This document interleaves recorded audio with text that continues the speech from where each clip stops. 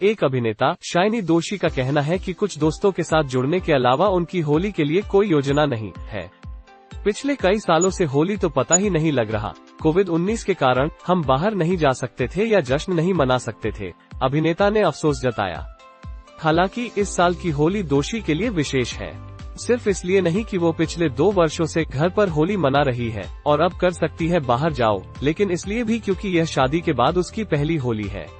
हम पिछले 4 वर्षों से एक साथ होली मना रहे हैं, जब से हमने डेटिंग शुरू की है, वो मजाक करती है, यह कहते हुए कि वो पानी के गुब्बारे से प्यार करती थी और मेरे बड़े पर हमला करती थी, उनके साथ भाई, जब वह छोटी थी। दोषी ने पिछले साल 15 जुलाई को अपने लॉन्ग टाइम बॉयफ्रेंड लवेश खैरजानी से शादी की। जब उन्होंने पहली बार डेटिंग शुरू की तो उन्होंने उसके साथ अपनी पहली होली बिताई। हम अपनी पहली होली के लिए एक सेलिब्रिटी होली कार्यक्रम में गए थे।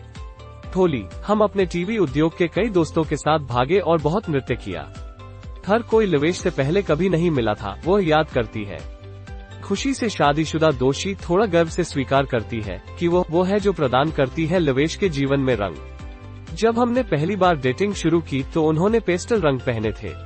वो दावा करती है, मैं उसके लिए खरीदारी करने जाती और विभिन्न रंगों के कपड़े खरीदती, शानदार नारंगी से लेकर फ्यूशिया गुलाबी तक। जब आप सही व्यक्ति के साथ होते हैं तो सब कुछ बहुत खूबसूरत और रंगीन होता है, वो आगे कहती है।